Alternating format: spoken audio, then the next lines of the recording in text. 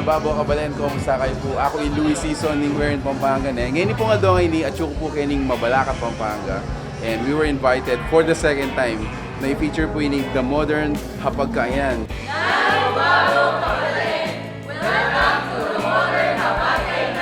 Okay, so syempre, as always guys, ako naman nga lagi sa ning suserve tayo, papatakam da kaya katamo niya, may kahit tamo kayo, hashtag tukoy mo ko. Ito sabi yan. Hashtag tukoy mo ko itana mo. So, itapin, abetala rin kaluguran tamo eh. Are you guys excited? Yes! The fun part king vlogging of course is the taste testing. Siguro muna akong tamaning karelang inilaw na salmon. This is our kinilaw na salmon, guys.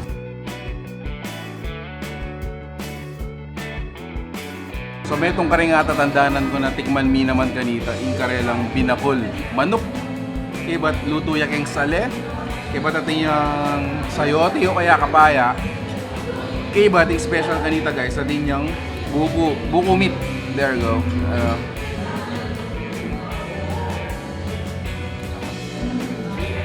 So anticipate mo yung lasa na medyo mayumo, malinamnam yung mga yan.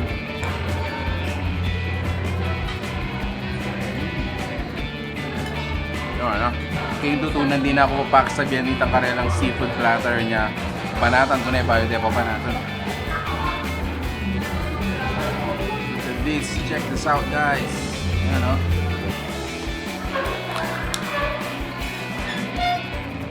Ito na yung sa aking kakananta mo pining karelang seafood platter for only I think 900 something.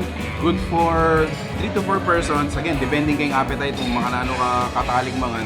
So, retang maning tun seafoods kay ni Banda Mabalacat na guys. Available na po kay ni The Modern Hapag Kainan.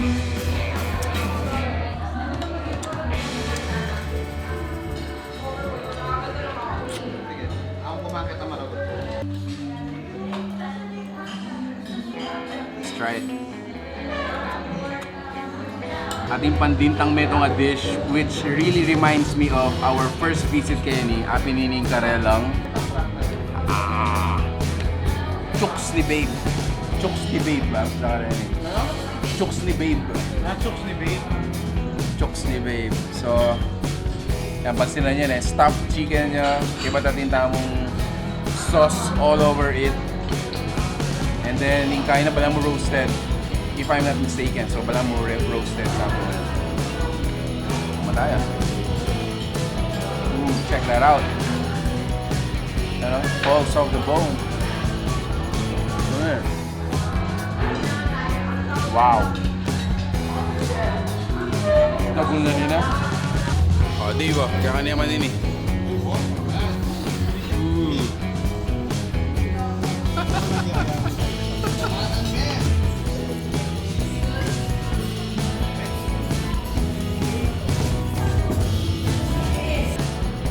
Sisig na.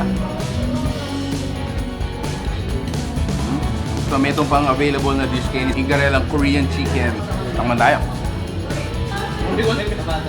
Korean chicken kaning The Modern Hapag Kainan.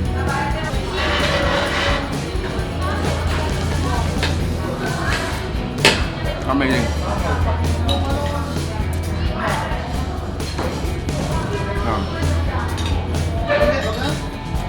Naman niya. May ito pang ako naman ko, it's a bit of spiciness. Naman niya.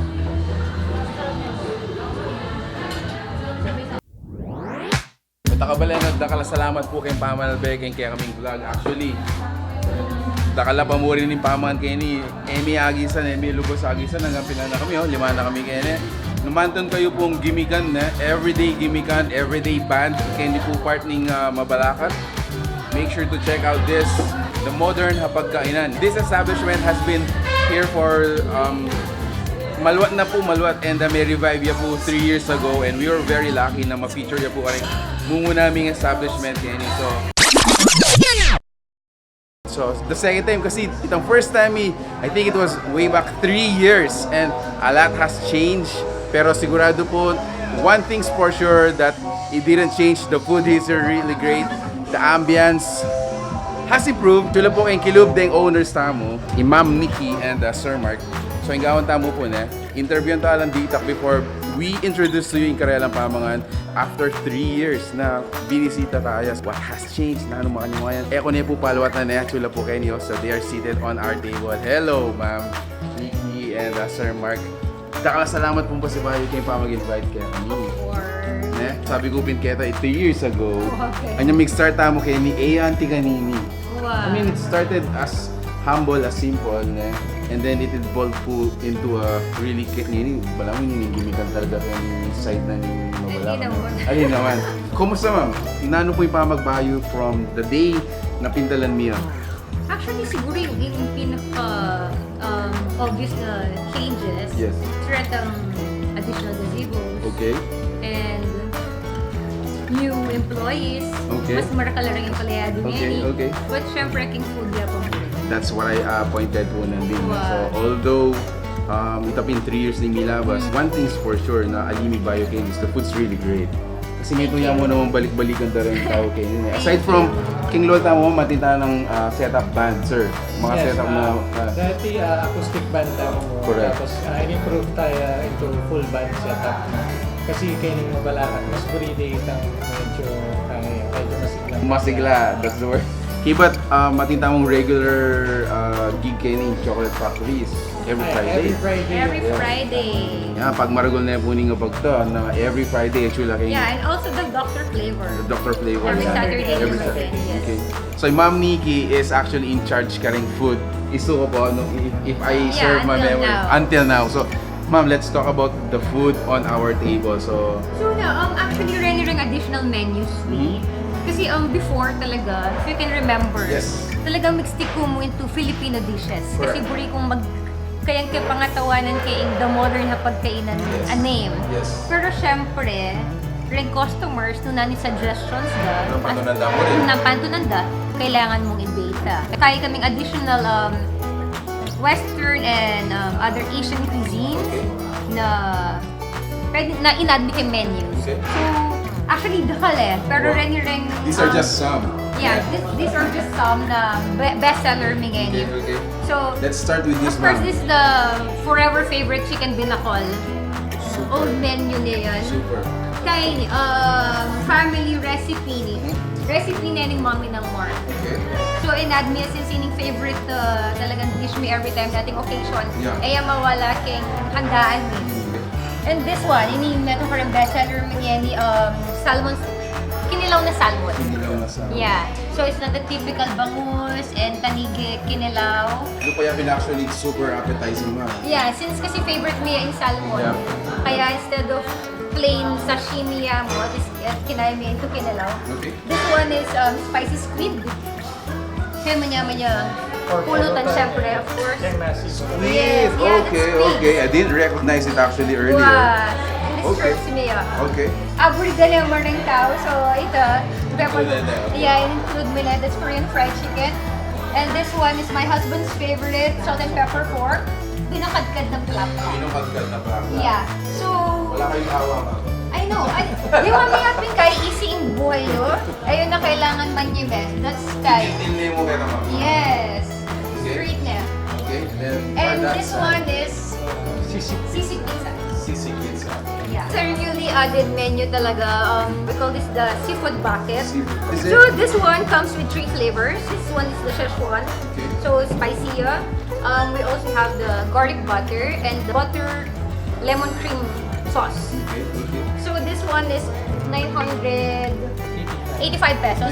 985. Comes with unlimited rice. Andi. Good for 3 Yeah. to 4. Good for 3 to 4 Depending person. on the appetite. Yes, yes, yes. Siyempre ma, mating minsan po talagang buliday ni gangat wala mo at isa. I know. Ang dami na yung isa na I nila. know. So, wow. So ini, actually sa serve me ini is budol file setup. Sarap. So at yung rice, then makatap la rin, then ito. As long as agyo mo mag-rice ka. Amazing. From 11 a.m. until 3 a.m., Really? 4 a.m. So mas gusto nyo pang uminom. We're here to serve you guys. Okay. And then, of course, we're still doing catering services, indoor and outside catering. So, yung mga may upcoming na Christmas party, Yes, aside from dining, pag maragol-mila rin tayong bands ni Kenny. Yes. Dahil mahilig makiramdam kayong bands, mahilig minum. Mag-start na rin bands ni from 8:30 hanggang 1 or 2 In the a.m. morning. In the morning, yes. We have bands every day from Sunday to Saturday. So Friday and Saturday, back-to-back yung bands natin. Kamusta guys? Big enjoy?